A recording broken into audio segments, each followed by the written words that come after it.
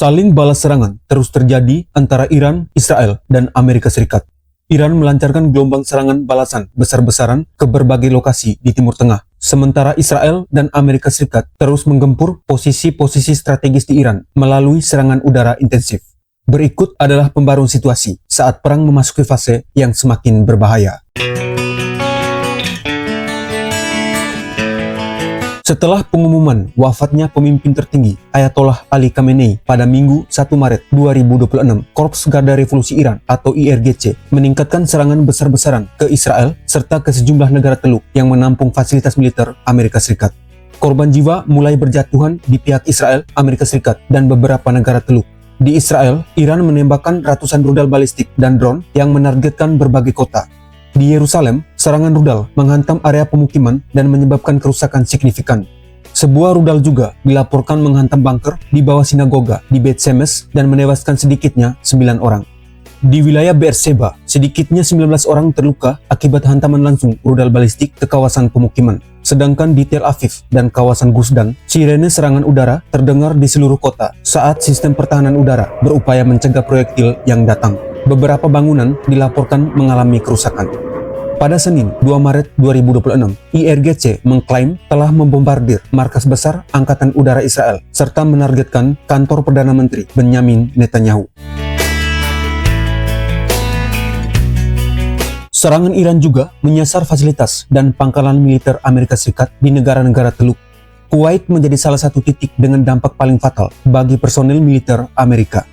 Sebuah rudal dilaporkan menembus sistem pertahanan dan menghantam pusat operasi, menewaskan 6 personil militer Amerika Serikat dengan 2 diantaranya ditemukan saat membersihkan puing-puing. Selain itu, kebakaran besar terjadi di area pelabuhan akibat serangan drone.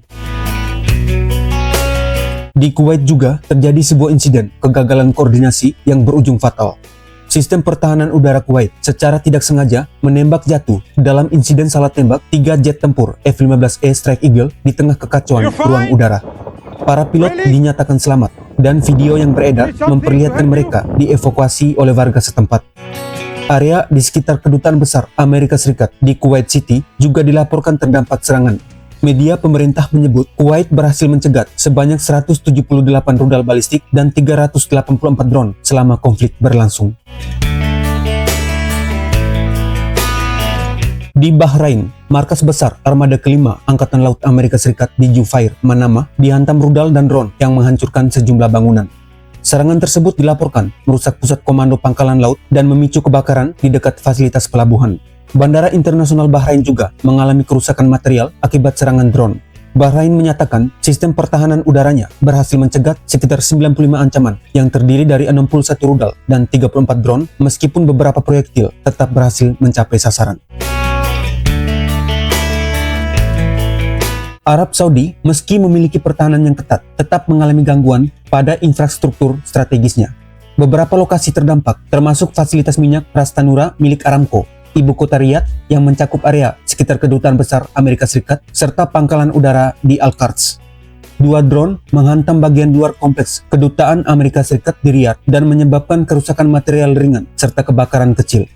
Produksi minyak di Ras Tanura sempat terganggu akibat ancaman keamanan. Otoritas Saudi melaporkan tingkat intersepsi yang tinggi dengan 8 drone berhasil dijatuhkan sebelum mencapai pusat kota.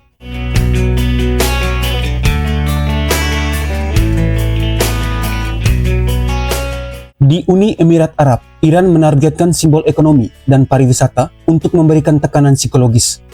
Serangan menyasar Bandara Dubai dan Bandara Abu Dhabi sehingga memicu gangguan penerbangan massal.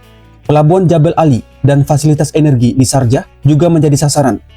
Operasi penerbangan dilaporkan lumpuh sementara dan puing rudal yang dicegat jatuh di area pemukiman.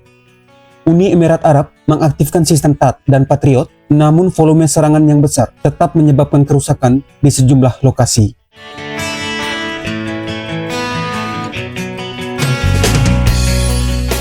Serangan ke Qatar memicu guncangan pada pasar energi global. Target utama mencakup 2 fasilitas pengolahan LNG serta pangkalan udara Al-Udeid yang merupakan pangkalan Amerika Serikat terbesar di Timur Tengah. Kerusakan infrastruktur di fasilitas LNG memaksa Qatar menghentikan sementara produksi gas untuk evaluasi. Sistem pertahanan udara di sekitar Al-Udeid bekerja maksimal, Namun kepadatan serangan drone kamikaze membuat beberapa unit berhasil lolos dan menghantam area industri. Angkatan Udara Qatar juga melaporkan berhasil menembak jatuh 2 jet tempur Su-24 Iran. Secara total, 101 dari 104 rudal yang terdeteksi disebut berhasil dicegat.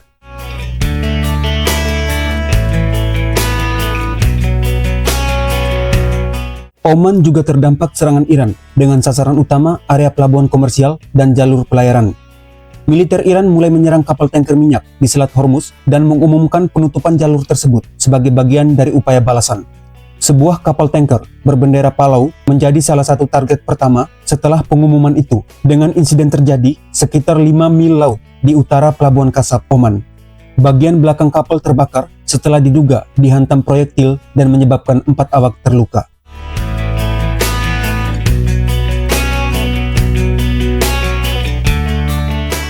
Sementara itu, militer Israel dan Amerika Serikat terus meningkatkan intensitas serangan mereka ke wilayah Iran. Pasukan Pertahanan Israel atau IDF menyatakan telah menyerang target di jantung kota Teheran. IDF merilis rekaman yang menunjukkan Angkatan Udara Israel menghancurkan jet tempur F-4 dan F-5 milik Iran di Pangkalan Udara Taktis Kedua Artes di Tabriz. Serangan gabungan juga menghancurkan sistem radar bergerak di Pangkalan Udara Said Ali Arabi milik IRGC di Zahedan. Serangan juga difokuskan pada pusat komando dan situs rudal di Teheran serta Sanandaj. Hingga 2 Maret 2026, total korban jiwa akibat rangkaian serangan Amerika Serikat dan Israel di Iran dilaporkan mencapai 555 orang.